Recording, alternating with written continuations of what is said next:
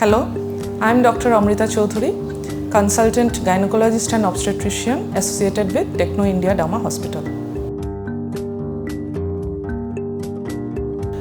এখনকার মহিলারা অনেক ব্যস্ত জীবনযাপন করেন, অনেক স্ট্রেসের মধ্যে দিয়ে যান, কিন্তু নিজেদেরকে নেগলেক্ট করা স্বভাব হয়ে দাঁড়িয়েছে। একটা ওয়েলনেস ওমেন প্যাকেজ আমাদের রয়েছে, যেটা দিয়ে আমি সবসময়ই বলবো যে টাইম টু টাইম 6 মাসে বা 1 বছর অন্তর প্রত্যেক মহিলার এটা করানো উচিত, বিশেষ করে যারা রিপ্রোডাক্টিভ এজ ক্রস করে গেছেন।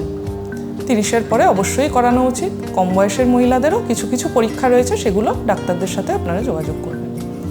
কিছু রেগুলারের টেস্ট, যেমনি শরীরে রক্ত কীরকম রয়েছে, অর্থাৎ কমপ্লিট ব্লাড কাউন্ট, হিমোগ্লোবিন ইত্যাদি। সুগারের কী অবস্থা, সুগারের থেকে পিরিয়ডের প্রবলেম হয়, পলিসিস্টিক ওভারিয়ান সিনড্রোম দেখা দিতে পারে, এবং তার সাথে থাইরয়েডের সমস্যা, যেগুলো পিরিয়ডের সঙ্গে জড়িত।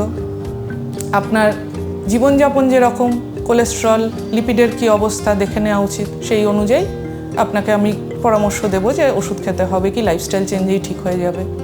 কিছু জিনিস মেয়েদের ক্যান্সারের দিকে আগের থেকেই স্ক্রিন করে বোঝা যায়, যেটাও আমরা নেগলেক্ট করি। যেমন হচ্ছে একটা সিম্পল আলট্রাসোনোগ্রাফি স্ক্রিনিং, তাতে ধরা পড়ে যে জরায়ুর কী অবস্থা, কোনো সিস্ট আছে বা কিছু, সেগুলো খারাপ কিছু কিনা, এবং কিছু রক্ত পরীক্ষা যা দিয়ে ওভারিয়ান ক্যান্সার মার্কিং করা যায়। এবং অবশ্যই যার জন্য অলরেডি সরকার থেকেও ভ্যাকসিন চালু করেছে, যেটা সার্ভাইকাল ক্যান্সার স্ক্রিনিং বা প্যাপ স্মিয়ার টাইম টু টাইম করানো উচিত। এইগুলি সম্পর্কে সচেতন হন এবং নিয়মিত নিজের শরীরের খেয়াল রাখুন। ধন্যবাদ।